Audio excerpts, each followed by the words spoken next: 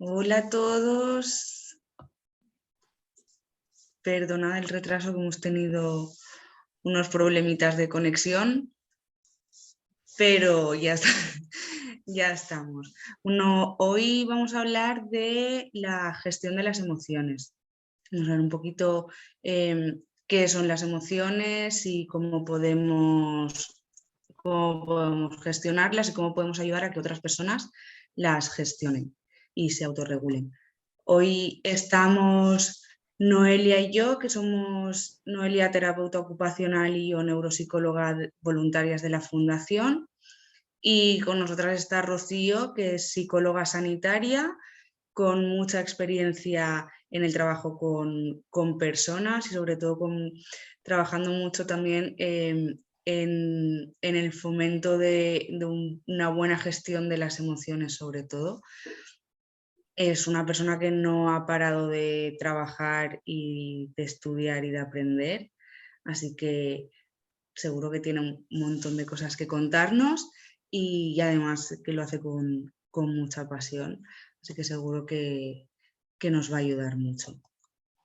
Nos ha preparado una presentación en la que vamos a ver qué son las emociones, para qué sirven, para qué no son útiles, si son buenas o malas, o si hay emociones buenas o malas, qué es eso de la gestión emocional, cómo gestionamos cada emoción, cómo podemos ayudar a nuestros hijos o nuestras hijas a que se regulen y ayudarnos a nosotros mismos y a nosotras mismas también a regularnos y a ayudarnos para ayudar.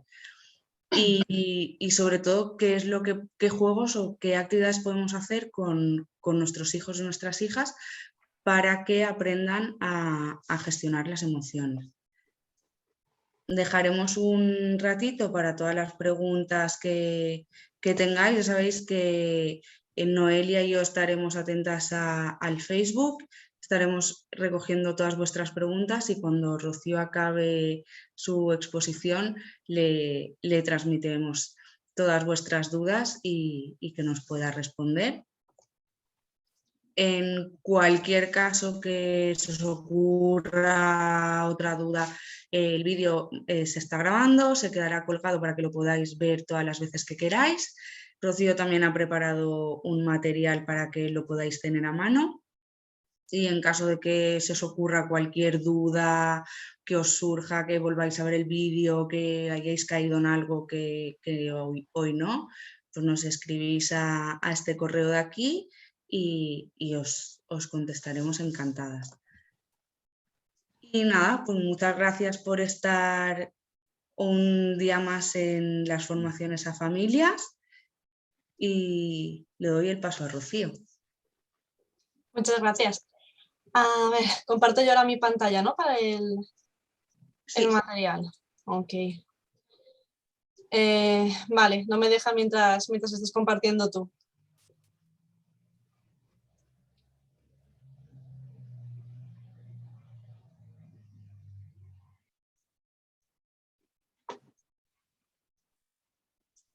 No, un gesto o algo cuando lo tengas y como no te escucho. Y así le doy yo. Vale, a ver, pues dadme un segundín. Ok, vale, así de tamaño, chicas, ¿se ve bien? Ok, estupendo. Bueno, pues buenas noches a todos. Gracias a la Fundación por invitarme a dar esta charla, me hace muchísima ilusión. Gracias a José Ángel también, aunque no haya podido estar aquí, a Noé y a Carla por la compañía y a Carla en especial por la presentación que me ha hecho. Me hace mucha ilusión poder estar aquí con ella. Bueno, para seguir la charla de esta noche, vamos a utilizar este material que he preparado, que luego desde la Fundación os lo harán llegar por correo, por mail, a quien lo solicite para que podáis tenerlo también. Pero igualmente lo que ha dicho Carla, ante cualquier duda, ante cualquier cosa que no quede clara o que sea necesario complementar, podéis escribir sin ningún problema y encantaros luego post charla de solucionar todas vuestras dudas.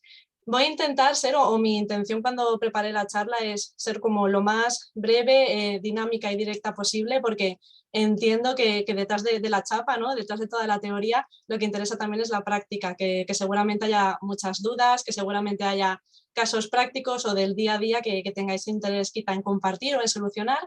Entonces me interesa también dejaros tiempo a vosotros, dejar tiempo a las preguntas, dejar tiempo a las dudas, dejar tiempo a la experiencia y que podáis ser parte activa de la charla. Así que nada, pues eso, gracias por estar aquí, gracias por el interés que tenéis en esto, en todo el tema de la gestión emocional, y espero ser un pelín de ayuda en vuestro día a día. Así que nada, vamos directamente para allá. Sobre las emociones.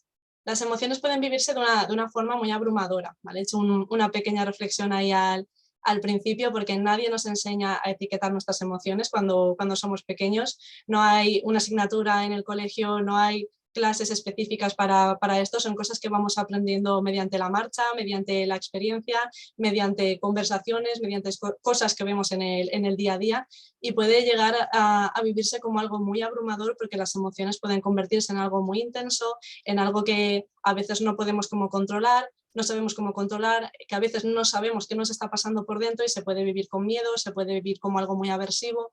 Entonces es importante que desde pequeños los peques tengan a alguien en casa que pueda ser de acompañamiento para todo este camino tan aterrador que es a veces, ¿no? el de las emociones, y así ayudarles a que se conviertan luego en adultos funcionales, en adultos con una buena gestión emocional y con un buen desarrollo psicológico, ¿no? Emocional y social. Vale, vamos para allá. ¿Qué son las emociones? Las emociones son reacciones adaptativas al entorno, ¿vale? Al entorno y ante los estímulos que pueden ser externos o internos. ¿Esto qué significa? Que yo puedo tener una reacción emocional ante un evento externo, que puede ser, por ejemplo, estar cruzando la carretera y que venga un coche directo hacia mí, que es un estímulo externo, o un estímulo interno. Un estímulo interno puede ser un pensamiento, yo puedo empezar a sentir algo a raíz de cosas que voy pensando o a raíz de una sensación fisiológica. Si yo siento algo, empiezo a marearme, noto que el corazón me va un poco más rápido, cualquier cosa, eso también puede despertar en mí una reacción emocional. Y estas reacciones se dan a 3 niveles. A nivel cognitivo es que pienso, que empiezo a pensar, que empieza a hacer mi cabeza cuando yo siento una emoción. A nivel fisiológico, que son las cosas que experimento en el cuerpo, que igual me late más rápido el corazón, se me encoge el estómago, me tenso. Y luego a nivel conductual, ¿qué es lo que hago? ¿No? ¿Qué hago cuando viene este coche directo hacia mí? Me quedo parada, salgo pitando, ¿qué es lo que hace mi cuerpo? ¿Qué conducta tengo cuando siento la emoción? ¿Para qué sirve? Las emociones, como decíamos en el párrafo anterior, son adaptativas, nos ayudan a adaptarnos al entorno y adaptarnos a la situación, por lo tanto nos traen un mensaje. Las emociones, cuando estamos viviendo una situación determinada, ya sea externa o interna, lo que nos ayudan a saber es cómo reaccionar, por esto son tan útiles. Tienen también un componente de supervivencia, sobre todo lo que son las emociones más primitivas, como pueden ser el asco o el miedo, exacto, el asco o el miedo, en los primeros albores de la Tierra, ¿no? Con nuestros antepasados prehistóricos, a lo que les servía era sobrevivir. Y además tienen un componente social que nos ayuda a relacionarnos con los demás, bien porque yo aprendo a expresar mis emociones de una forma sana para que los demás me entiendan o para conseguir algo de los demás, conseguir algo me refiero de una forma funcional y adaptativa, y también me ayuda a relacionarme con los demás en el sentido de que cuando yo aprendo a reconocer las emociones en los demás, en mis amigos, en mis padres, en mis hermanos, aprendo también cómo relacionarme con ellos. Y esto es importante que se lo podamos explicar también a los peques, que cuando vean una reacción emocional en los demás sepan cómo tienen que comportarse. Yo no voy a tratar igual a mi amiguito si está triste, si está enfadado o si está contento. Entonces esto es importante a la hora de que ellos puedan tener relaciones sanas, que aprendan tanto a expresar sus emociones como a reconocerlas en los demás y adaptarse a ello. ¿Las emociones son buenas o malas? Este es un mito que me gusta mucho preguntar a mis niños, ¿no? Y a mis adolescentes en sesión, porque se tiende mucho a pensar que hay emociones buenas y hay emociones malas. ¿Las malas cuáles son? Pues aquellas que están más castigadas, ¿no? O están peor vistas, la tristeza, el enfado, la frustración, la rabia, todo esto son emociones malas. No existen emociones buenas o malas. Las emociones se clasifican en las positivas, en las negativas y en las neutras. Positivas y negativas porque hay que categorizarlas de alguna forma, no porque sean mejores o peores. Esto se entiende mejor, ¿no? Con el ejemplo del imán. El imán tiene 2 polos, el negativo y el positivo, y no imaginamos que un polo sea mejor que el otro, que un polo sea bueno y el otro sea malo. Simplemente se categorizan así. Las emociones lo mismo. ¿Por qué? Pues porque hay emociones que nos apetece más experimentar, ¿no? Nos apetece más estar alegres que estar tristes o estar enfadados, pero eso no significa que estar triste o estar enfadado sea malo, porque como hemos visto antes nos trae un mensaje, nos ayuda a adaptarnos, nos ayuda a relacionarnos con los demás. Entonces esto es importante que se lo podamos explicar también a nuestros peques, que no hay ni emociones buenas ni emociones malas, porque si ellos viven una emoción como si fuera mala, lo que van a intentar es rechazarla, lo que van a intentar es reprimirla, lo que van a intentar también es reprimirlo en los demás y esto va a tener un efecto. ¿Cuándo se pueden volver malas, entre comillas, o cuándo puede generar problemas una emoción? Cuando no la gestionamos de forma adecuada. Este ejemplo se puede poner con un cuchillo, por ejemplo, con unas tijeras. Un cuchillo, unas tijeras en sí no son malos, no son peligrosos. ¿Cuándo son peligrosos? Cuando hacemos un mal uso. Unas tijeras pueden serme muy útiles para recortar, para hacer una manualidad. Son peligrosas cuando yo las cojo mal, son peligrosas cuando yo las utilizo contra otra persona. Con las emociones pasa lo mismo. Las emociones en sí no son malas, no son peligrosas. Se pueden volver peligrosas o perjudiciales cuando yo hago un mal uso de ellas, cuando yo hago una mala gestión, cuando ese enfado no lo gestiono bien, cuando esa tristeza, ese miedo no lo gestiono bien, o incluso esa alegría no la gestiono bien. Esto también es importante que se sepa, porque tendemos a pensar que las emociones que se nos van de control o las más peligrosas son las negativas, ¿no? El enfado, la rabia, la tristeza. Una emoción positiva llevada también al extremo puede ser igualmente perjudicial, porque en estados muy elevados de emociones positivas como la alegría, cuando estamos ya rozando una euforia, por ejemplo, también puede provocar que tenga conductas, ¿no? Tenga impulsos que luego puedan ser perjudiciales para mí, que de repente compre muchas cosas, por ejemplo, o que tome decisiones llevada por este estado de euforia que luego puedan ser perjudiciales también para mí. Entonces, la emoción se convierte en problemática o en perjudicial cuando no la gestiono bien, no porque sea mala en sí. ¿Qué es la gestión emocional? Entonces, la gestión emocional son todas las herramientas o las habilidades que yo tengo para mantener la reacción de esa emoción dentro de mi ventana de tolerancia. La ventana de tolerancia, ¿qué es? La ventana de tolerancia varía dependiendo de cada persona y es un umbral, ¿no? Como por arriba y por abajo, donde yo me siento cómoda o me siento segura con mis emociones, donde se pueden mover y fluctuar en un rango donde yo tengo control, por así decirlo, sobre ellas. La gestión emocional se nos va de las manos, ¿no? Cuando la emoción se va bien por arriba, se va bien por abajo y entonces sale de esa ventana de tolerancia. Pierdo las herramientas, ya no tengo las estrategias para mantenerlas dentro de ese umbral donde yo me siento cómoda y siento que tengo control sobre estas reacciones. ¿Cómo se gestionan las emociones? Cada emoción, como hemos dicho antes, nos trae un mensaje que me va a decir de qué manera puedo adaptarme o puedo reaccionar mejor a cada situación. Entonces lo que tenemos que hacer es escuchar ese mensaje que nos trae la emoción para entonces saber qué es lo que tengo que hacer. En concreto me gustaría hablaros de dos que quizás suelen ser las más problemáticas, ¿no? Las que suelen dar más dificultades, que son la tristeza y la ira. La tristeza, el mensaje que nos trae es de pérdida que no tiene por qué ser pérdida física, puede ser pérdida de una ilusión, pérdida de una oportunidad, de una expectativa, una ruptura, un puesto de trabajo, un fallecimiento, una pérdida física de algo que realmente he perdido.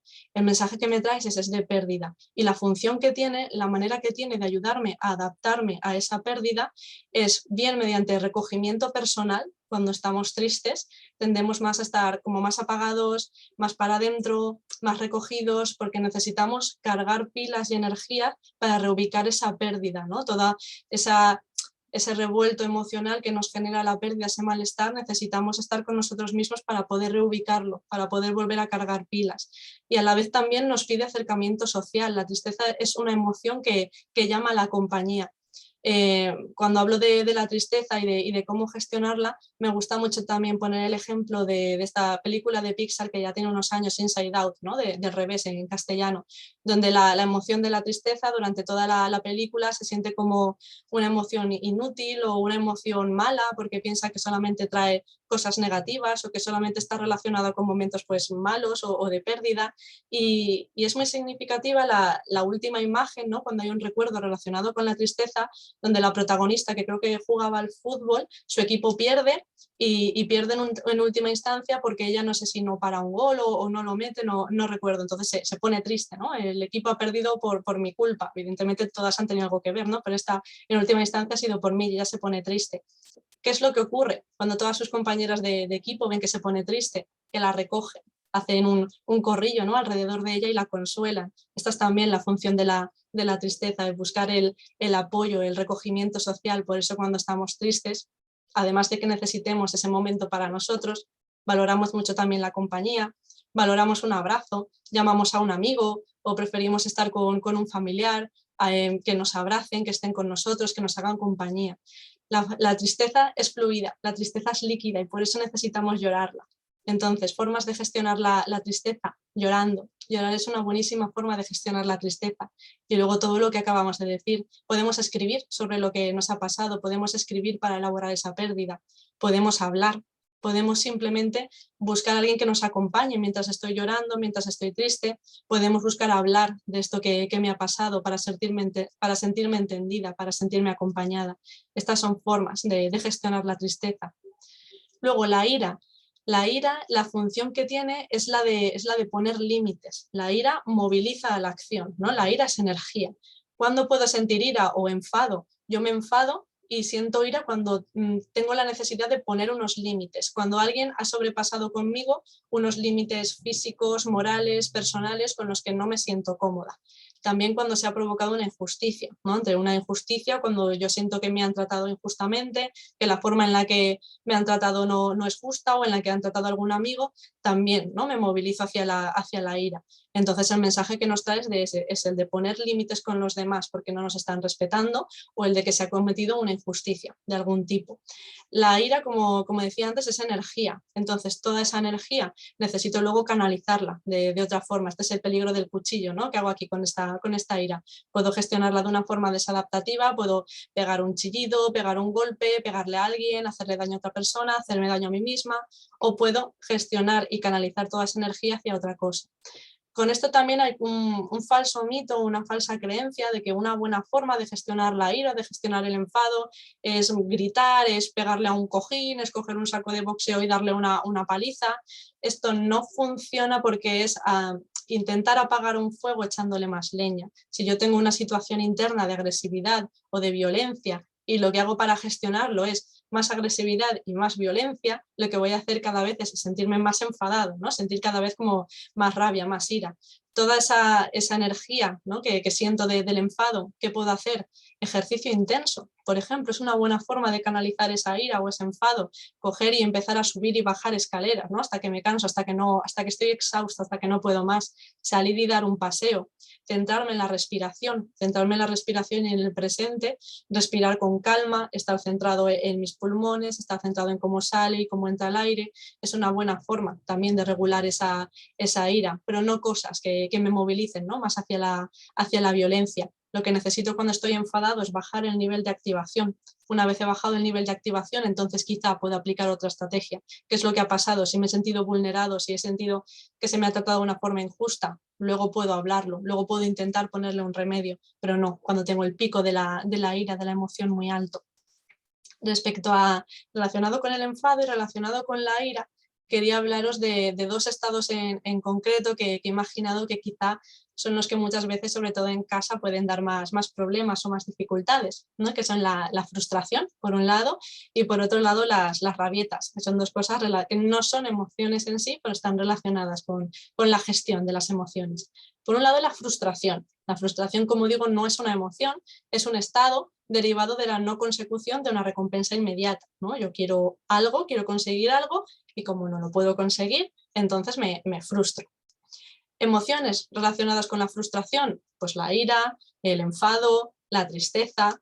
Entonces, ¿de qué manera podemos ayudar a nuestros hijos a trabajar, ¿no?, o a gestionarse con esa frustración? ¿Y por qué es útil y por qué es muy importante también que les enseñemos y que aprendan a gestionarla?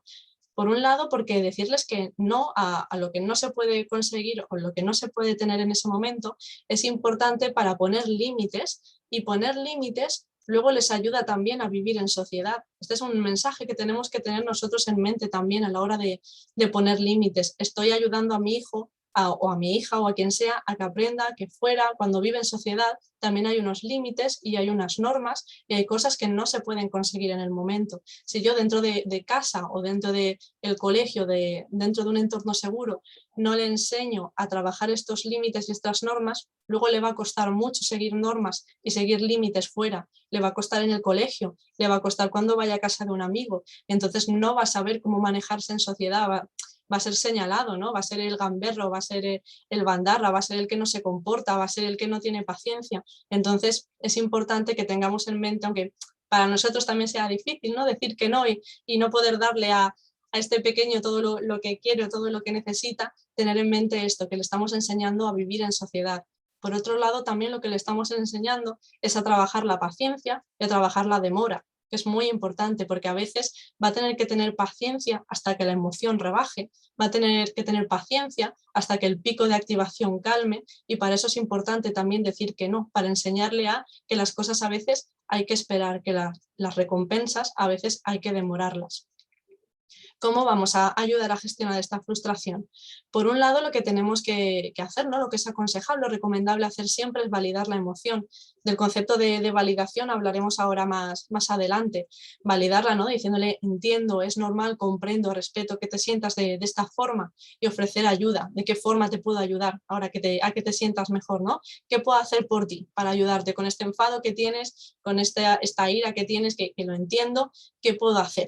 Y ofrecerle alternativas, porque cuando decimos que no es porque el niño o la niña, quien sea, nos ha pedido una cosa y en ese momento esa cosa concreta no puede ser. Lo que podemos hacer es ofrecer un abanico de alternativas.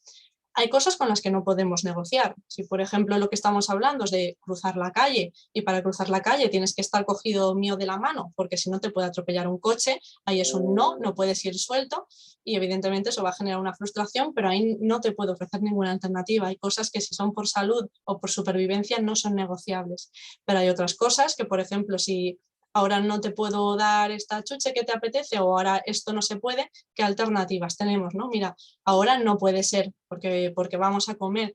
¿Qué te parece si después, en 10 minutos o después de comer te la doy? O esto no se puede. ¿Qué te parece si te comes esta otra cosa?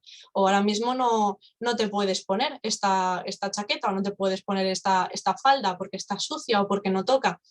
¿Qué te parece si elegimos otra prenda que te puedas poner? Y lo desfocalizamos un poco, ¿no? Cuando le decimos que no a un niño, se queda ya obcecado en que lo que quería era eso y eso. Vamos a desfocalizarlo, vamos a darle alternativas para que también tenga la sensación de que está pudiendo decidir. La sensación al final real, ¿no? Porque le estamos ofreciendo unas alternativas, pero eso también le da calma. Y explicarle los motivos de la negación. Lo que hemos hablado, hay cosas que son porque tienen que ser por propia seguridad. Mira, no te puedo soltar de la mano porque te puede atropellar un coche y te puedes hacer mucho daño y esto es lo que hay, pero ante otras cosas vamos a explicarle por qué no se puede, para que él también tenga la sensación de que es tratado como una persona con sus derechos, que le tenemos en cuenta y que esto no simplemente es que no porque yo lo he dicho y porque se acabó. Vamos a explicarle para que él pueda razonar, para que él pueda entender. Cuando nosotros entendemos, cuando nos sentimos que nos han tenido en cuenta, a veces es más fácil entender los motivos por los que nos han negado algo. Luego, con respecto a las rabietas, las rabietas pueden venir derivadas también de una frustración, ¿no? Las rabietas se suelen coger cuando la frustración ya es el pico de la emoción de la que hablábamos antes, esa frustración que se convierte en ira, que se termina convirtiendo en una rabieta y hay una explosión, es esta acumulación de energía también derivada de la ira.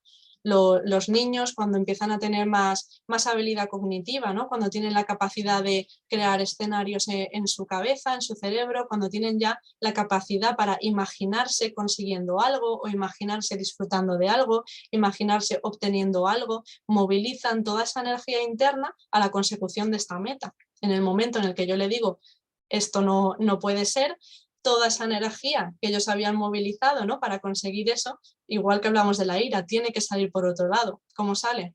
Pues en forma de rabieta, en forma de explosión. ¿Cómo podemos gestionar, ¿no? estas rabietas en casa? Por un lado, reflejar la emoción, que de esto del reflejo también vamos a hablar luego.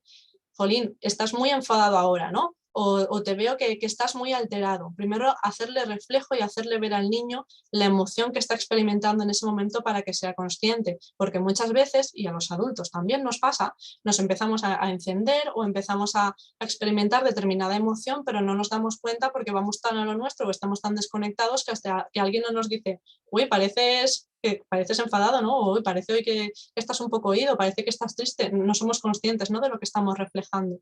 Entonces es importante reflejárselo al niño para que sea consciente del estado que está alcanzando. Intentar redirigirlo de una forma más saludable a conseguir la meta.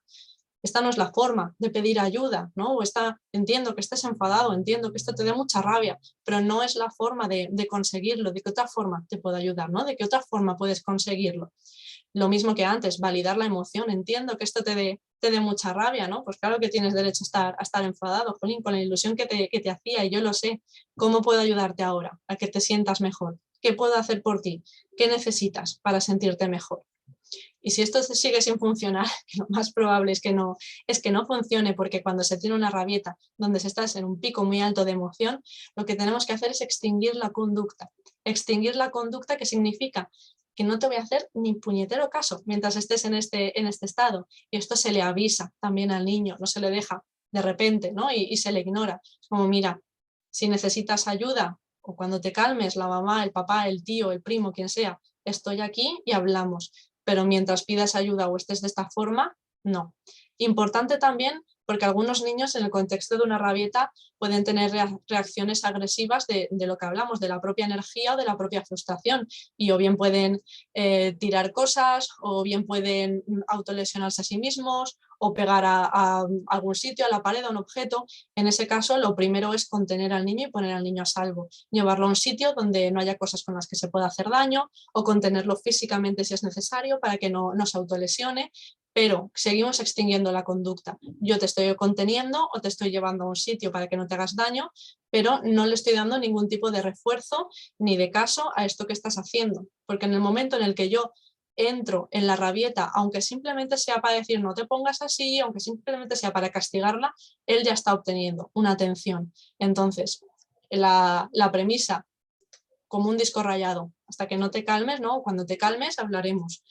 Si quieres pedir ayuda de una forma diferente, la mamá está aquí, si no, no voy a hacerte caso, ¿vale? Y luego, importante también es que en el momento en el que el niño consigue regularse, consigue calmarse o viene incluso a disculparse, es importante que lo recojamos. Es importante que lo recojamos y que le reforcemos, ¿no?, la conducta. Jolín, qué bien, que te has calmado, sé que te ha costado mucho, ¿no? O gracias por este esfuerzo que estás haciendo. Esto no significa que la rabieta o que la frustración luego no se puedan castigar o no se puedan dialogar o no podamos hablar sobre ello. Pero si en el momento en el que el niño viene ya calmado es cuando lo castigamos, lo que estamos castigando es esta conducta de venir a pedir perdón, de venir ya calmado. No estoy castigando la rabieta de hace 10 minutos. Entonces lo que le estoy enseñando al niño es que cuando él se calma, que es un esfuerzo, ¿no?, el tragarse el orgullo, el calmarse, el regularse y venir con la cara gacha a pedir perdón, se lo castigo. Lo que va a aprender es no voy a hacerlo más. Entonces esto se le recoge y se le refuerza. Y luego hablamos del comportamiento que has tenido antes. Y si hay que poner alguna consecuencia, se le pone. Pero es importante también tener en cuenta que lo que estoy castigando o reforzando es la conducta actual del niño. Si intento castigar la de hace 10 o 15 minutos, no va a tener ningún efecto. Con respecto a esto, es importante que tengamos en cuenta dos cosas. Por un lado, que no etiquetamos personas, etiquetamos conductas, porque esto, de forma involuntaria, y nos pasa a todos, lo que hacemos es etiquetar o hablar de la persona en sí o del niño en sí, y no del comportamiento, ¿no? Es que eres tonto, o es que eres un bruto, o eres un vago, o eres un no sé qué, o eres un no sé menos, ¿no? Producto también de nuestra propia frustración y de nuestra propia rabia. Así el mensaje que le estamos mandando al niño es de que es un tonto, es un vago, es un bruto, es un cabra loca, es un bala perdida, y al final acaba integrando todas estas etiquetas como parte de su identidad. Tenemos que etiquetar las conductas. No eres tonto, esto que estás haciendo es una tontería, o de esta forma que te estás comportando es no sé qué, o esto que estás haciendo es lo que sea. Etiquetamos la conducta del niño para que entienda que eso que está haciendo es lo no deseable, es lo que no queremos, pero no etiquetamos al niño en sí. Y luego, importante también lo que hemos hablado, reforzar las conductas deseadas. castigamos mucho, ¿no? O señalamos mucho lo que no queremos, porque es importante también en nuestro papel de crianza o de educación, pero igual de importante o casi más es reforzar lo deseado. Como, vale, ya me has dicho que esto no se hace, ya me has echado la bronca, ya me has castigado, pero ¿qué hago entonces, no? ¿Qué es lo que tengo que hacer? Reforzar la conducta deseada.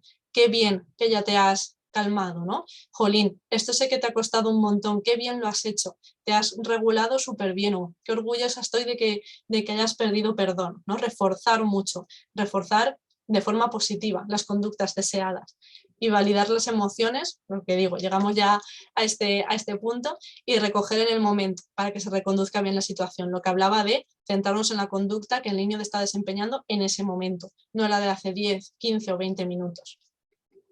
Vale, pasos o cosas que se pueden hacer o que podemos hacer para ayudar al niño, al peque a regularse.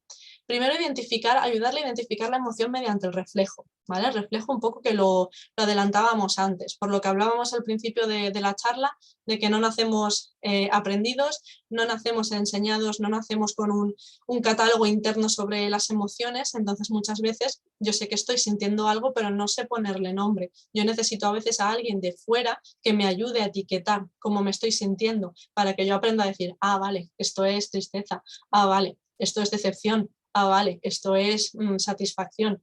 Entonces, en el momento en el que veamos al niño sintiendo, o que para nosotros sea muy obvio que está sintiendo una emoción determinada, pareces enfadado, ¿no? O, jolín, te noto como un poco triste. Es como ponerle un espejo delante de la emoción para ayudarle al niño a etiquetarlo. Y lo que hablamos, y que aprenda a decir, ah, esto que estoy sintiendo parece que se llama frustración. Ah, esto que estoy sintiendo parece que se llama rabia. O decirle cómo nos sentiríamos quizá nosotros, si no lo tenemos muy claro, decirle cómo nos sentiríamos nosotros en esa situación para ver si quizá le encaja, si nos está contando una historia que ha tenido con un amigo en el colegio, o si no se nos está contando algo que ha vivido. Jolín, pues yo en esa situación la verdad es que me hubiese enfadado mucho. O yo, si fuera tú, estaría súper orgullosa, ¿no? Decirle cómo nos sentiríamos nosotros para lo mismo, para que aprenda a etiquetar. Porque si yo no sé ponerle nombre a lo que siento, no sé de qué forma tengo que gestionarlo, ¿no? El ejemplo que suelo poner es el de un médico. Hasta que el médico no sabe qué es lo que me pasa exactamente, yo puedo ir con síntomas muy variados, pero que hasta que el doctor no sabe que esto es una pulmonía, o que esto es un resfriado, o que esto es una gripe, no me puede dar un medicamento, un remedio concreto. Entonces, hasta que yo no sé qué es lo que siento, no lo puedo gestionar de la forma adecuada, ¿vale? Entonces, primero es importante que el niño aprenda a etiquetar e identificar la emoción. ¿Cómo podemos ayudarle también a etiquetarla o identificarla? En función del contexto, ¿no? Por lo que hablábamos de las situaciones. Si esto me hubiese pasado a mí, estaría muy enfadada, o esto por esto que me cuentas que ha pasado, yo te veo muy decepcionado, ¿no? En función de la situación que haya pasado alrededor.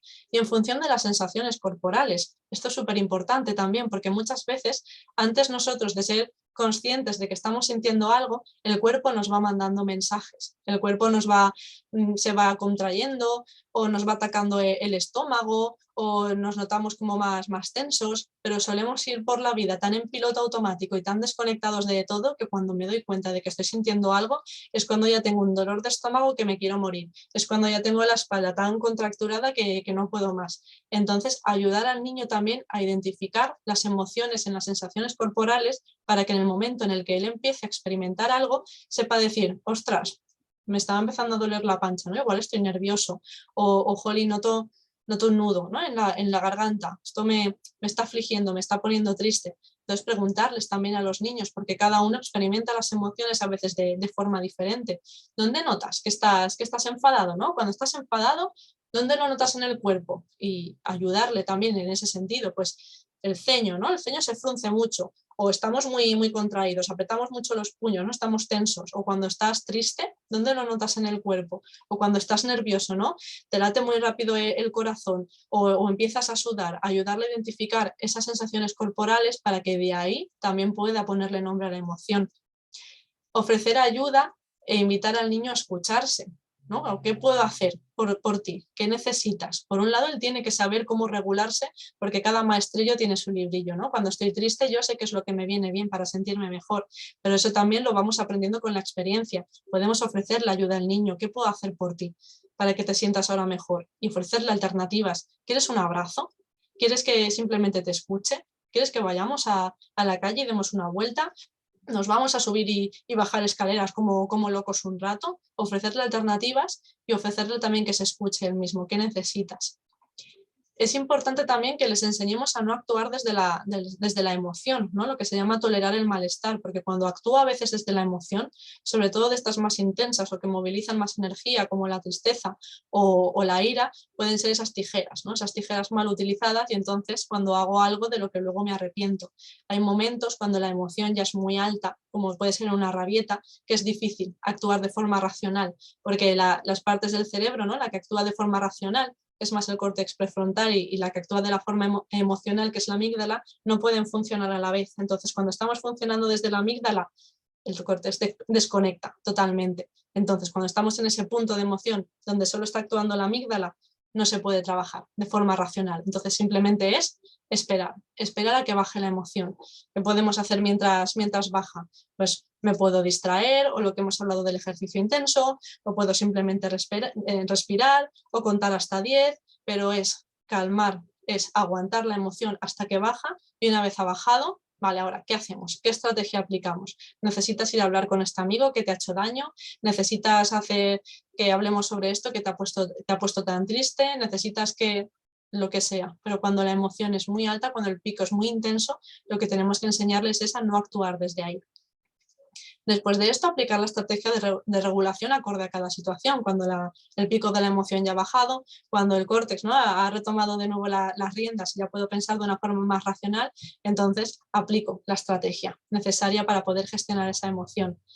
Y por último, es importante que aprendamos también que los niños aprenden por conducta. O sea, ya puedo darle a mi niño una chapa impresionante o comerle la piña durante 15 minutos hablándole sobre el por qué, ¿no? En esta charla que os estoy dando yo, dárselas a ellos exactamente igual, con motivos científicos perfectamente argumentados de por qué tienen que gestionar sus emociones de manera sana, funcional, adecuada, no desde la emoción, sino primero gestionando, respirar, subir, bajar escaleras, que si ellos me van a ver enfadado pegando un grito, van a gestionar sus emociones y su enfado pegando un grito. Los niños aprenden por conducta. Cuando empiezan a crecer, cuando se terminan de desarrollar, no cognitivamente, cuando el cerebro termina de desarrollarse y pueden aprender más de la experiencia y pueden razonar mejor, entonces podemos tener diálogos socráticos con ellos. Pero hasta que llegue ese momento, aprenden por conducta. El niño va a aprender a leer si a mí me ve leer. El niño va a aprender a gestionar su enfado dándole un patadón a la mesa si me ven a mí dándole un patadón a la mesa. Entonces es importante, para enseñar la gestión, que yo sea un ejemplo de gestión emocional, que aprendan mediante conducta. Y con respecto a esto, el siguiente punto, que también me parece muy importante, ¿no? Porque estamos hablando de cómo me vuelco para ayudar a este pequeño, ¿no? Identificar sus emociones o a gestionarse. Pero ¿qué puedo hacer yo también para ayudarme a mí mismo? ¿Cómo puedo ayudarme para ayudar al pequeño a gestionar?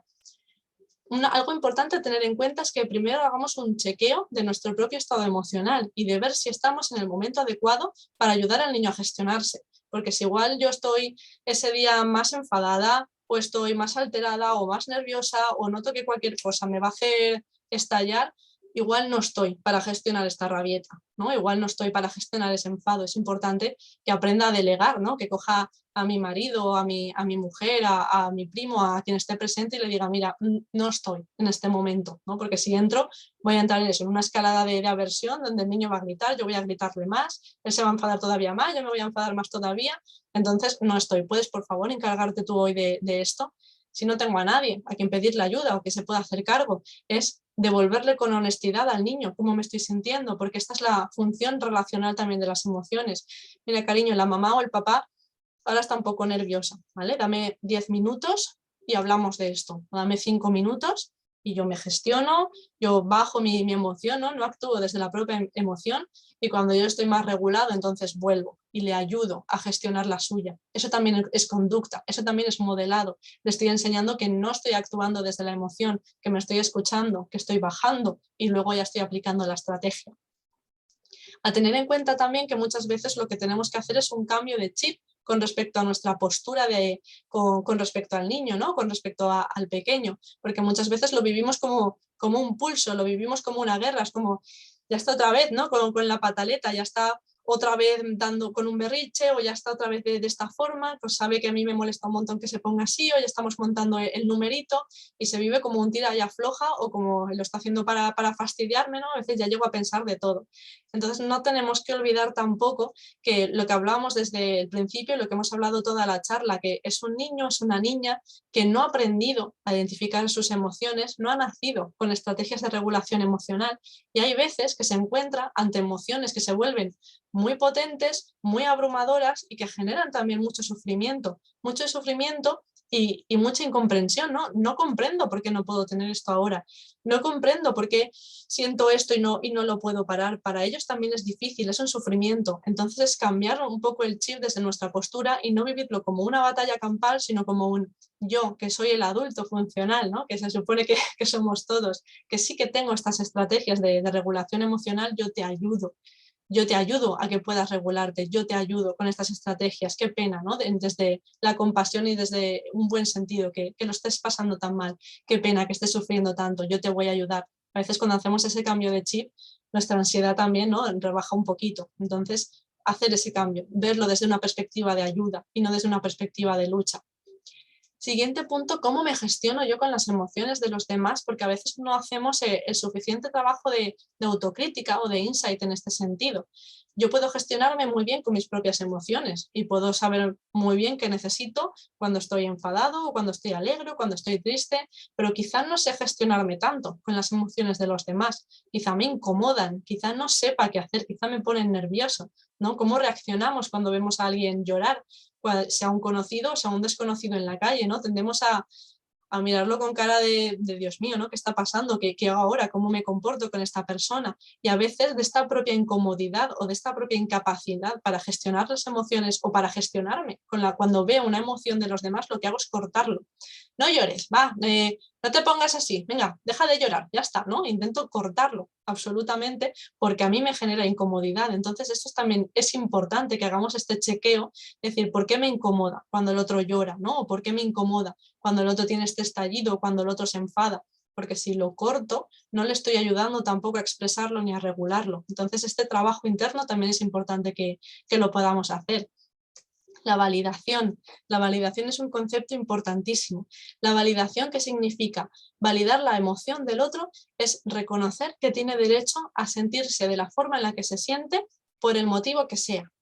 Esto no quiere decir que tenga derecho a expresarlo de la forma que desee. Son cosas diferentes. Yo tengo derecho a estar enfadado, bueno, o esta persona tiene derecho a estar enfadada por una cosa que a mí me parece una tontería. Pues por supuestísimo que sí, por la mayor chorrada del mundo, esa persona tiene derecho a enfadarse. ¿Tiene derecho a por ello insultarme, pegar o gestionarlo de mala manera? No, no estamos hablando de eso, pero estamos hablando de que todos tenemos derecho a sentirnos de la forma en la que en ese momento nos sintamos, porque si me estoy sintiendo así es porque he tenido una experiencia previa relacionada con esto, es porque quizá tengo determinada inseguridad de base, es porque quizá me han enseñado, ¿no? Que es la forma en la que me tengo que sentir. Entonces es muy importante que cada vez que un niño expresa una emoción se la validemos, en el sentido de entiendo que estés así de enfadado, no decir esto es una tontería, ¿cómo te vas a enfadar por esto? ¿No? O anda, ¿estás triste por esta chorrada? Eso es una forma de invalidar. El mensaje que le estamos mandando es no tienes derecho a sentirte así. Lo que tú estás sintiendo no es importante. Esto que sientes te lo tienes que callar. Y así no aprende a etiquetarlo, no aprende a gestionarlo, porque lo que hace es reprimirlo. Lo que aprende es que esto está mal sentirlo, esto es una tontería, cómo yo me siento no es válido. Entonces es muy importante que luego lo que hablamos, se le enseña a gestionar de una forma adecuada, pero es importante validarlo. Jolín, pues claro que te has puesto triste. Entiendo que esto te frustre mucho, ¿no? Aunque sea una tontería de que no te he comprado un chupa chups, que para nosotros es una chorrada, pero claro que te enfada, ¿no? Entiendo que estés muy enfadado porque tú querías esto y no lo tienes. Validar las emociones es importantísimo. Y tener una escucha activa relacionada con lo que estábamos hablando. Tenemos que tener en cuenta de que no estamos en el mismo punto evolutivo y madurativo que nuestros hijos o que nuestros sobrinos o que nuestros alumnos. Tenemos una serie de experiencia, de madurez y de bagaje que ellos no tienen todavía. Entonces hay que entender su marco de referencia, lo que para mí puede ser una tontería o una chorrada porque tengo cosas muchísimo más importantes de las que preocuparme, para él es un mundo ahora y es la cosa más importante del universo. Entonces tengo que escuchar esa emoción desde ese marco de referencia, entendiendo por qué para él es tan importante que este cromo brillante no me lo haya cambiado por otro cuando se supone que vale por 3 y yo una vez le hice este favor, cosas que a nosotros ni nos van ni nos vienen, pero para él es muy importante. Entonces esta escucha activa de decir, jolín, claro que te enfada, ¿no? O claro que te ha sorprendido. Es importante que escuchemos desde el verdadero interés por el niño y por lo que nos está contando, para que sienta que su emoción es importante y que es tenida en cuenta. Y por último, también muy importante, buscar ayuda y respiro si lo necesito, porque no dejamos de ser personas con nuestras propias emociones y que requieren de su propia gestión emocional, y a veces es difícil, a veces llevamos muchas cosas encima. Entonces, si siento que no puedo, que ha llegado el punto en el que ya no sé cómo gestionarme, que se me está haciendo difícil buscar ayuda profesional, buscar ayuda en la fundación, buscar ayuda en algún familiar, en algún amigo, alguien que me ayude a gestionar esto que estoy sintiendo, alguien que me ayude a descargarlo, para así poder ayudar también de una forma sana a mi hijo, a mi primo, a mi sobrino, a quien sea. Por último, ¿qué cositas podemos hacer en casa, ¿no? O en clase o en donde sea, para trabajar las emociones de una forma amena, de una forma divertida, de una forma diferente? Os propongo unas pinceladas, algunas ideas, y os invito también, ¿no? a que busquéis y a que creéis las vuestras propias, dependiendo de cómo sea vuestra familia, de cómo sean vuestros pequeños, de las cosas que les gusten, que exploréis con ellos, ¿no? Que también es una herramienta muy guay para acercarse y para trabajar cosas en familia, a ver qué dinámicas o qué juegos podéis hacer para trabajar las emociones en casa. Cosas que os propongo yo. El cubo de las emociones. Cubo como si fuera un dado, plantillas de dados hay en internet a patadas, entonces es imprimir una y en cada cara se ponen las 6 emociones básicas, ¿no? Que serían la alegría, la tristeza, la sorpresa, el asco, el miedo y el enfado. Se dibujan las 6 y cosas que se pueden hacer con el cubo. Esto en familia, que también es muy chulo trabajarlo en familia. Se tira el dado y sale una emoción y cada uno tiene que decir una cosa que le genere esta emoción que ha salido. Si sale el miedo, pues a mí me dan miedo las cucarachas. Y el siguiente, pues a mí me da miedo la oscuridad, ¿no? Esto también, como hablábamos antes, es conducta. Es también que los padres, que los hermanos, que las figuras de referencia hablen de sus propias emociones y que los niños vean que es normal tener miedo, que es normal estar triste, que a todos nos enfadan cosas. Es también un trabajo de empatía. Más cosas. O sea, tirar el dado y decir algo que yo creo que a mi madre le da miedo, o yo algo que creo que a mi padre le enfada mucho, ¿no? Por este trabajo de empatía también, de ponerme en el marco de referencia de los demás, de pensar qué cosas pueden experimentar dependiendo de cómo son. O tirar el dado y la emoción que salga, digo algo del día de hoy que me haya generado esa emoción. ¿Qué ha pasado en el cole? Que te haya generado hoy tristeza o que te haya generado enfado. Y en cuestión del dado, pues lo que decimos, cada uno inventarse sus propios juegos, sus propias dinámicas, porque pueden salir cosas muy chulas. Los tarros emocionales, pues cogerse 6 tarros, ¿no? Lo mismo de las 6 emociones básicas, customizarlos de formas diferentes y me repito, es un momento muy guay también para que los hermanos o para que el niño, para que en familia se trabaje pues cómo vamos a pintar este tarro, dónde vamos a buscarlos, vamos a dibujar esto aquí que simboliza miedo o esto que simboliza tristeza. Entonces los tarros se dejan en un sitio y a lo largo de la semana, cada vez que haya una situación relacionada con alguna emoción, a posteriori se escribe en el papelito, pues me he enfadado con mi hermano y nos hemos chillado, o he perdido mi libro favorito y me he puesto muy triste, ¿no? Se escribe en un papelito y se deja en el tarro dedicado a cada emoción. Al final de la semana, el domingo, porque así trabajamos también la demora, trabajamos la espera, trabajamos el poder analizar las cosas con perspectiva, se vacían los tarros y se va leyendo cada situación y se analiza qué es lo que ha pasado, cómo lo he gestionado y se ve qué cosas se pueden hacer diferentes, ¿no? Para la próxima vez, porque cuando ya ha bajado el pico de la emoción, cuando yo el domingo veo algo que ha pasado el martes, lo puedo analizar desde la calma y puedo ser crítico y puedo decir, jolín, igual esto no lo gestiona de la forma adecuada, o si lo hice bien, qué cosas he hecho bien, ¿no? Reforzar esa conducta de la que hablábamos, qué cosas he hecho bien y puedo repetir en la siguiente vez. Y o bien se buscan soluciones alternativas o bien las cosas que funcionan se refuerzan. pictogramas en casa, hacer dibujitos, hacer una serie de pictogramas de las diferentes emociones y ponerlo en la nevera, ponerlo en algún sitio de paso, ¿no? Que haya mucha frecuencia donde se pueda ver, y cada vez que se llegue del colegio, pues señalar la emoción que se siente, o al final del día, antes de irse a dormir, se señala la emoción que cada uno está sintiendo y se habla sobre ello. Uy, ¿triste hoy? ¿Por qué? Oye, ¿contento? Qué bien. ¿Por qué estás contento? ¿O enfadado? ¿Qué es lo que te ha enfadado? ¿No? Se habla sobre ello.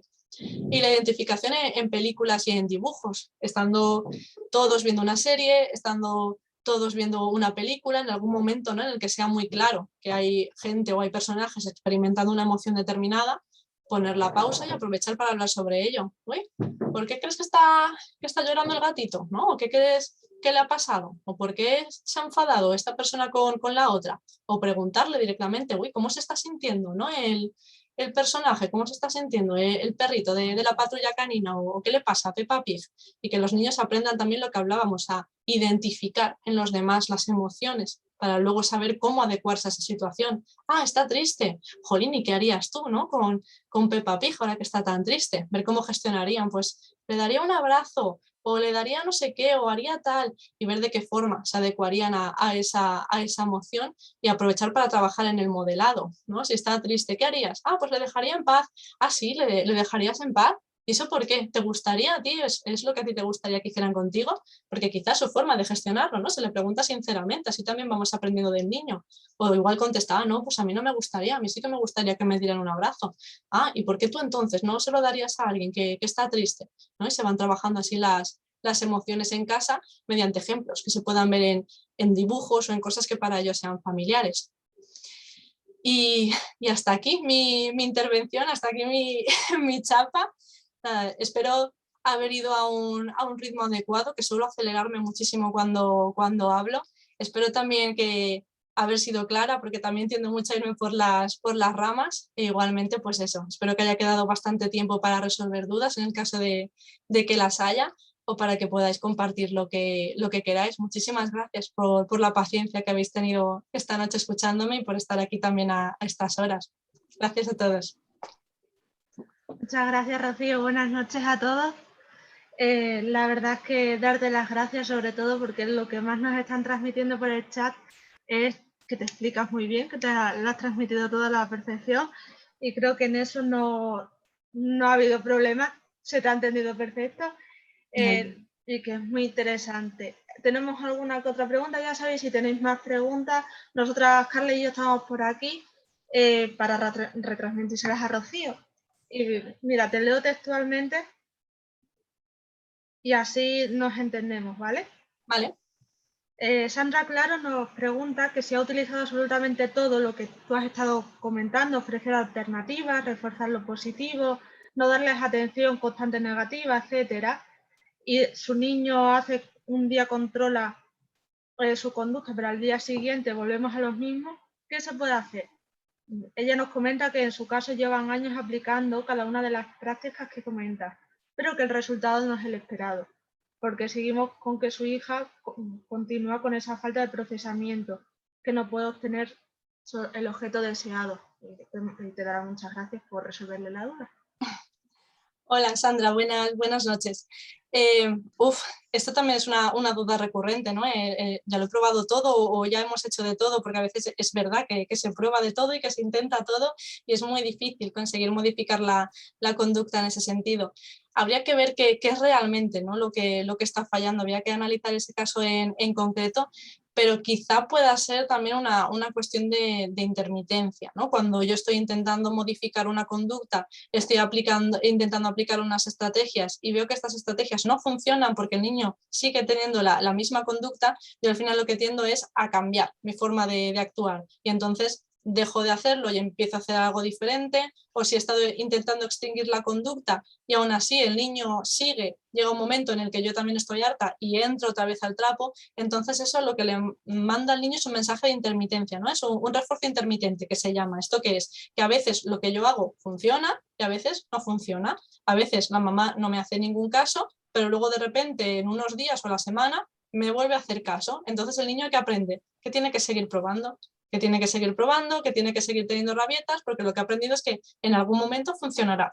y en algún momento la mamá me volverá a hacer caso o en algún momento volveré a conseguir lo que quiero.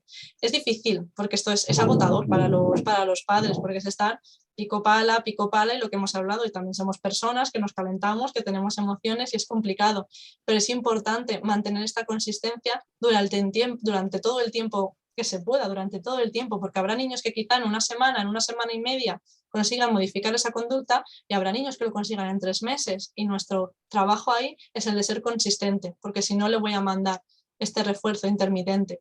También es normal que haya un estallido de conducta, ¿no? Que se llaman cuando yo intento extinguir algo, cuando yo dejo de hacer caso o modifico algo a lo que el niño no está acostumbrado. Si él está muy acostumbrado a que se le atienda y de la noche a la mañana yo hago algo diferente y dejo de atenderle, eso lo que provoca es un estallido, y es que el niño tenga más rabietas si cabe, es que el niño se descontrole más si cabe, porque eso a él le rebota, ¿no? Es como que ha pasado este cambio, que antes me hacían caso y ahora no, pues lo voy a hacer con más fuerza. Y cuando lo hago con más fuerza, entonces es más probable que el papá, que la mamá me vuelva a prestar atención. Entonces estos dos factores, ya te digo, sin conocer tu caso en concreto, pero por las cosas que se me pueden venir a la cabeza, quizá puedan ser estas dos cosas. Por un lado, la intermitencia respecto a nuestra actuación como padres, y por otro lado, ese estallido de conducta, ¿no? De hacerlo el doble, que a los papás a veces también pues, nos alarma y nos asusta más, y es cuando volvemos a intervenir, ¿vale?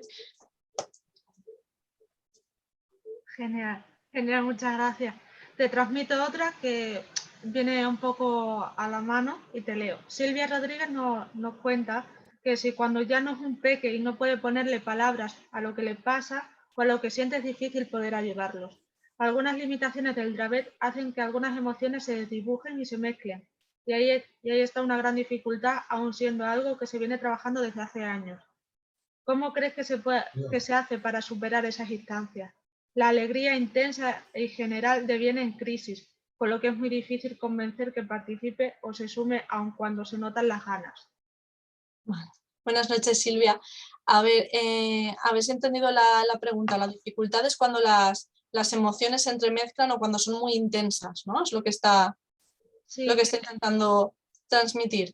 Vale. En esos casos, lo que ocurre a veces es lo que hablaba de la desconexión con el cuerpo, ¿no? De que estamos tan poco acostumbrados a identificar nuestras emociones o a ser conscientes de ellas, que ya solamente las reconozco o me doy cuenta de que han aparecido cuando ya es un pico muy intenso, ¿no? Cuando la emoción está en un 10 de alegría, de enfado, de lo que sea, es cuando yo soy consciente de que está, y en ese momento pues ya es muy difícil aplicar una estrategia o ya es muy difícil regularla porque estoy muy activado.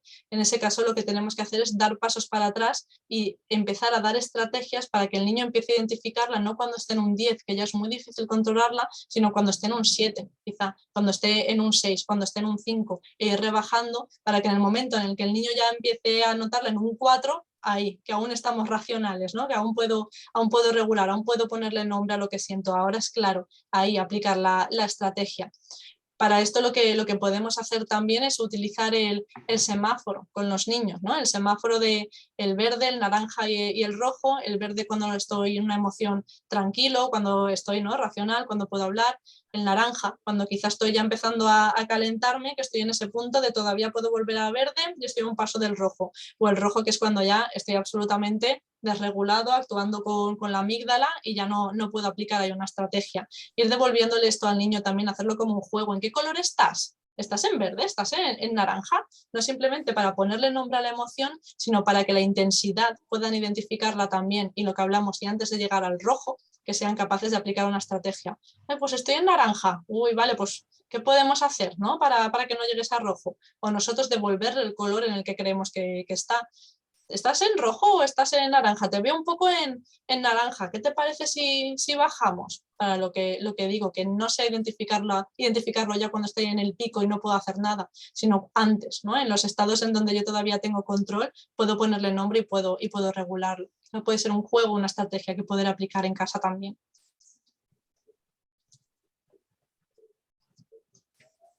genial, genial. Quizás a chicos y chicas que pues no son verbales, lo mejor, todo lo que tú has contado y estrategias y técnicas, quizás es transmitirlo o quizás saber llevarlo a cabo en forma de pictogramas o dibujos y más, ¿no? Por ser más una ayuda. Exacto. llevarlo más a lo visual, sí. Genial. Carla, ¿alguna cosilla? Sí, mira, Juan Benito Rodríguez te pregunta que qué debemos hacer cuando a un niño le enfada algo repetitivamente. Pues cuando es algo repetitivo o algo que se da lo mismo en el tiempo, a mí me interesaría saber qué es realmente lo que le está enfadando, ¿no? Porque si se repite en el tiempo es porque quizás es algo que todavía está sin resolver o porque no ha dado con la estrategia adecuada. Si a mí me enfada mucho esto y lo que hago para regular ese enfado es leer, pues igual no está acorde la estrategia con el nivel de enfado y siempre voy a volver a enfadarme porque esta estrategia no me está funcionando. Entonces, primero es ver qué es eso que me está enfadando de forma repetida, para ver si es que debajo hay algo relacionado con autoestima, con inseguridad, con algún conflicto interpersonal que resolver. Y si no es eso, quizás es que no estoy dando con la estrategia adecuada y estoy utilizando una estrategia de regulación que no va acorde con la emoción o con la intensidad de la emoción. Bien. Bueno, te quiero transmitir también que hay muchos papás y muchas mamás que te están dando las gracias por por las respuestas que estás dando, por cómo les estás respondiendo y que les estás resolviendo muchas dudas.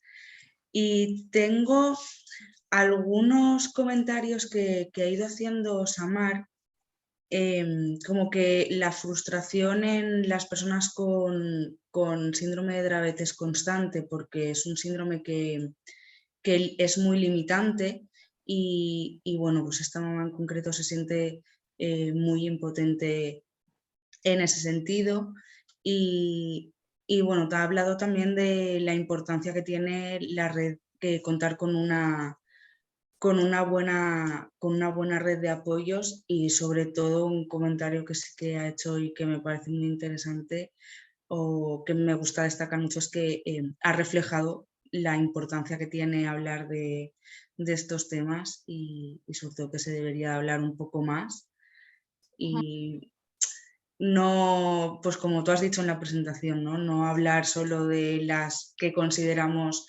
positivas o buenas y alegría y felicidad y todo muy bien y hablar también de las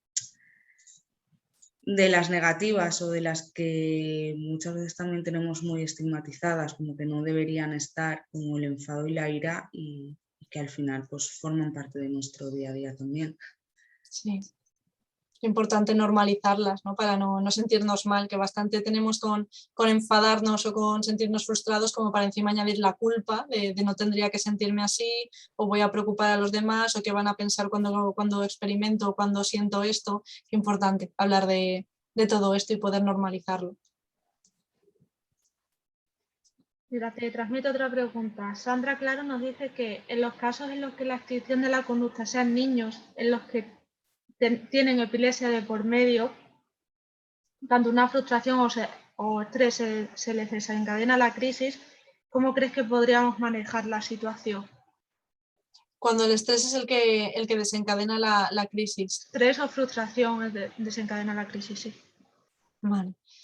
Ahí es más delicado y como yo tampoco estoy muy especializada en epilepsia o en Dravet, no me gustaría sentar cátedra, ¿no? Sobre cosas en las que quizá no manejo y esto quizá Carla, que es neuropsicóloga, podría explicaroslo mucho mejor que yo, pero es un poco también lo que he dicho antes, ¿no? En casos en los que la vida o la integridad del pequeño pudiera estar en peligro, puede ser más útil contener o utilizar el contacto físico, ¿no? En lugar de extinguir la conducta diciéndote, mira, pues me voy a fregar y cuando estés más calmado vienes, sino quedarme con el niño y a veces el contacto corporal regula también, mientras está teniendo la rabieta, el poder estar cogiéndole las manos, el poder abrazarlo, el poder contenerle, aunque no está haciendo caso de la rabieta, ¿no? No estoy entrando a dialogar, no estoy entrando a discutir, no estoy entrando a razonar, pero estoy aquí contigo, ¿no? Te estoy acompañando, te estoy dando este contacto, esta contención que también regula, quizá pueda hacer que baje un poco la intensidad antes de que llegue a la crisis, pero ya os digo que ahí no quiero tampoco meterme demasiado porque al ser un tema que no manejo, no quiero hacer más mal que bien, pero es quizá lo que se me puede venir a la cabeza para ayudar un poquito ahí. El tema de los recursos, como por ejemplo los tarros que has estado comentando y demás, ¿podrías recomendarnos alguna página o simplemente a través de Google se puede encontrar fácilmente para que los papás y las mamás lo lleven a cabo en casa? Sí, esto buscándolo en internet no es de ninguna fuente en concreto. Hay un cuento que es muy conocido, supongo que lo conocerán, que es el monstruo de colores. Es un recurso muy chulo para trabajar con ellos también. Y justo en la última página hay una foto, bueno, un dibujo sobre esto, ¿no? Porque habla sobre las emociones que a veces tenemos revueltas, como comentaban antes, el poder separarlas para verlas con claridad. Y hay un dibujo de los tarros, quizá puede servir también de referencia. Y si hacemos una búsqueda rápida, ¿no? En regulación emocional o cómo trabajar las emociones con los niños, siempre lo que hemos dicho antes, ¿no? Abiertos a que lo puedan contrastar con nosotras, a que nos puedan preguntar si es una buena, es una mala estrategia, qué tal vemos esto, pero en internet, vamos, pueden encontrar recursos a un montón. Sí, la verdad es que sí, que hoy en día teniendo lo que tenemos al alcance es relativamente sencillo. Creo que aquí Pili Vicario nos transmite algo que creo que ya has contestado y tal, pero nos puede servir para recapitular. Y es que le gustaría saber qué hacer cuando la rabia o la ira se producen por un accidente, un tipo tropezón o balonazo y la reacción es violenta hacia la primera persona que se cruza. Es una conducta repetitiva cada vez que le sucede, en su caso. En este caso, lo que yo creo que es una cuestión de lo que hemos hablado, ¿no? Desde no actuar desde la emoción. A veces el daño, ¿no? Cuando nos hacen daño, nos pisan o nos caemos, se mezcla una sensación como de vergüenza y de rabia que lo que hace es como querer atacar, ¿no? a los demás para paliar cómo me estoy sintiendo. Entonces, en ese momento yo creo que es no actuar desde la emoción, el poder contener, el primero ayudarle a rebajar y luego, vale, ¿qué ha pasado? ¿No? ¿Por qué has querido pegar? ¿No? ¿Qué es lo que te ha movido a querer insultar cuando te has caído? ¿Qué es lo que has sentido dentro? Ya desde la calma, ¿no? Puede ser quizá una buena ocasión para el tarro de las emociones. Mira, esta vez que te caíste, que luego pues te pusiste muy agresivo, luego quisiste pegarle a tu hermano, ¿qué se te pasó por la cabeza? Y trabajar ese nivel cognitivo de las emociones, ¿no? Lo que explicábamos antes, esa reacción cognitiva, ¿qué es lo que pensabas? ¿O qué creías que iban a pensar los demás? Porque a veces es eso, ¿no? Nos caemos o nos hacemos daño y pensamos que los demás se van a reír de nosotros o que van a pensar que somos unos patosos, y poder trabajar desde ahí. Primero conteniendo, creo que es lo más importante para que no se reaccione desde esa emoción, y una vez esa emoción ya se ha calmado, poder trabajarlo desde ahí. ¿Qué piensas que han pensado los demás? ¿O qué pensabas tú de lo que ha ocurrido? ¿Crees que esta es la mejor forma de gestionarlo? ¿Crees que lo podríamos hacer de una forma diferente? ¿Qué consecuencias tiene? Trabajar también desde la consecuencia, ¿no? ¿Qué van a pensar los demás de ti? ¿O qué pensarías tú si alguien que le pasa esto de repente se levanta y le quiere pegar a alguien o quiere insultar? ¿Qué van a pensar los demás de ti? ¿Van a querer acercarse? ¿Qué consecuencias puede tener para ti? Trabajar a nivel cognitivo, ¿no? ¿Qué es lo que has pensado, qué crees que piensan los demás? Y a nivel de consecuencias, ¿qué puede pasar si gestionas tus emociones y si lo gestionas de esta forma? Y dar alternativas, ¿cómo podemos hacerlo diferente?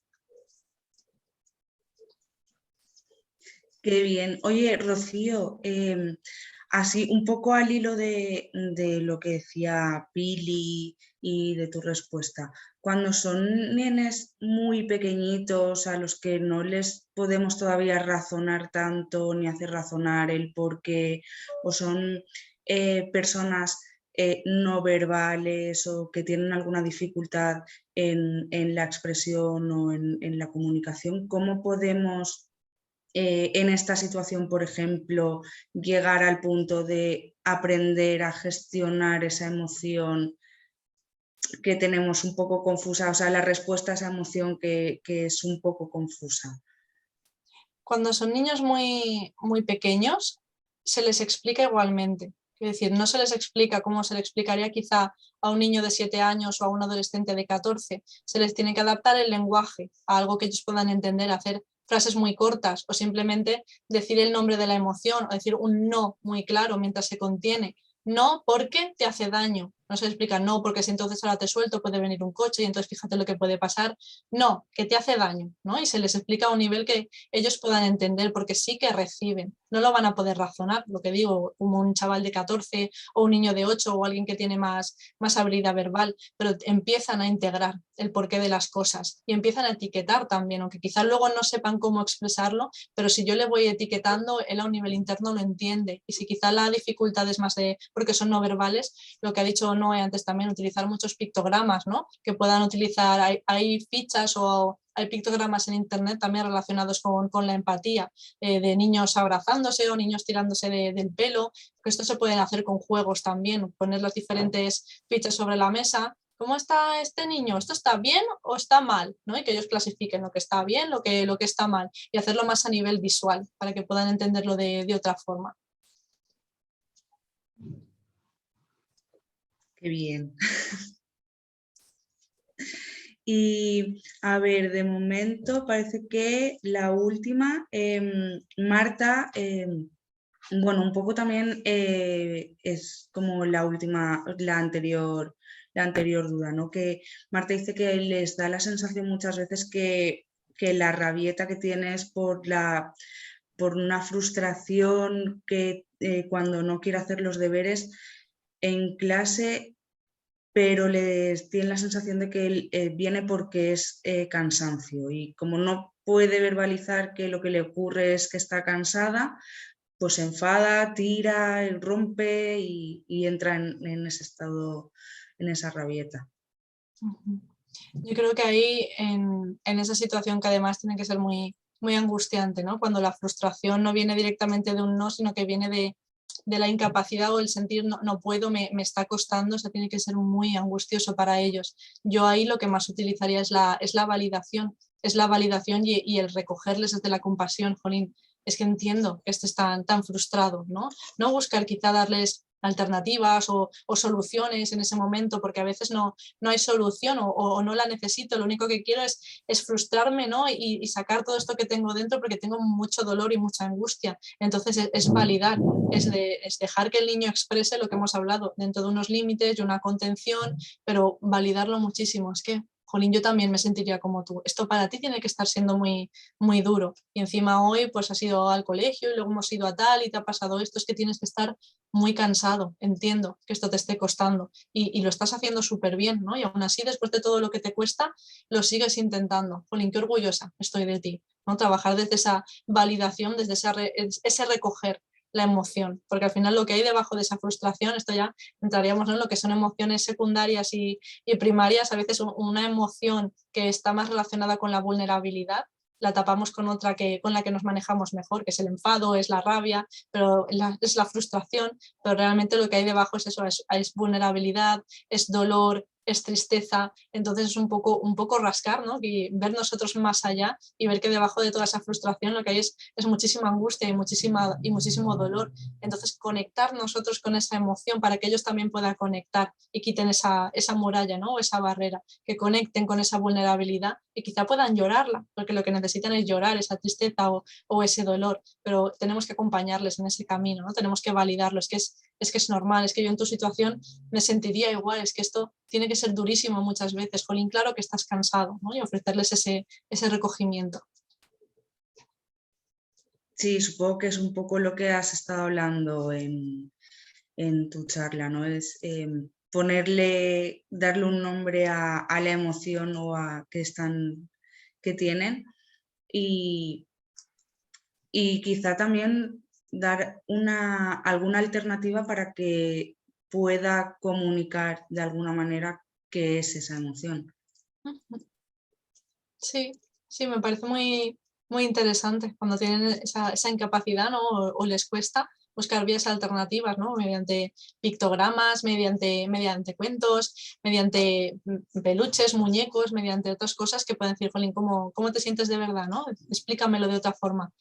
Me parece muy interesante porque es tan complicado el mundo de las emociones, lo que han hablado antes, entre toda la maraña, a veces extraer la que es la principal o la que estoy sintiendo, ponerle nombre, que facilitárselo de alguna forma, que lo puedan hacer de la forma que para ellos sea más cómodo, es lo principal, que encuentren la vía para expresarlo. Nosotras muchas veces, por si hay alguna mamá o algún papá que le pueda ayudar, a Marta o cualquier otra mamá o papá, con personas con TEA lo que hemos hecho muchas veces es crear un pequeño llavero con unos pictos, que en este caso, pues si el problema es de comunicar una emoción, pues puede ser un llaverito con unos pictos pequeñitos, plastificados, y lo tenemos siempre a mano. Entonces, bueno, siempre tenemos, cuando queremos comunicar cómo estamos, pues sacamos nuestra anilla, buscamos la carita que nos toca y sabemos que siempre vamos a tener ahí esa herramienta, que no vamos a tener un problema de jolín, yo estoy cansada, pero es que yo no sé, nadie me está entendiendo. Qué chulo. Me gusta. Pero bueno, pues si ya sirve, pues... Sí, además eso que es algo que se puede llevar siempre a mano, ¿no? En el momento. Es, vale, dime cómo te sientes, cómo te puedo ayudar. Y así también darnos una pista de por dónde tirar con él o qué es lo que hacer. Me parece un recurso muy guay. Sí. Bueno, pues... Nada, yo te quiero transmitir el agradecimiento de todas las personas que han participado, que te han estado escuchando. Y nada, yo por mi parte pues quiero darte también las gracias por haber aceptado hacer esto y por cómo lo has hecho y por lo claro que lo has expuesto todo.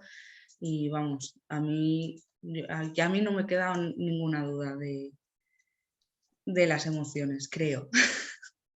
No. A ellos, gracias a todos los que habéis estado ahí por vuestro interés y por vuestras ganas y me repito, y por estar aquí escuchando mi chapa. Muchas gracias a vosotros y a vosotros también por invitarme, por la oportunidad y por la acogida. Muchísimas gracias, he estado muy, muy cómoda. Muchísimas gracias. La verdad que ha sido un placer escucharte. Yo digo como Carla, transmites mucho y nada, darle las gracias a todos los papás y mamás que han estado acompañándonos durante toda la charla, que han transmitido todas sus inquietudes y que seguiremos haciendo webinars, que aquí no vamos a parar y que para ayudaros que vamos a estar aquí. Encantadísima. Muchas gracias.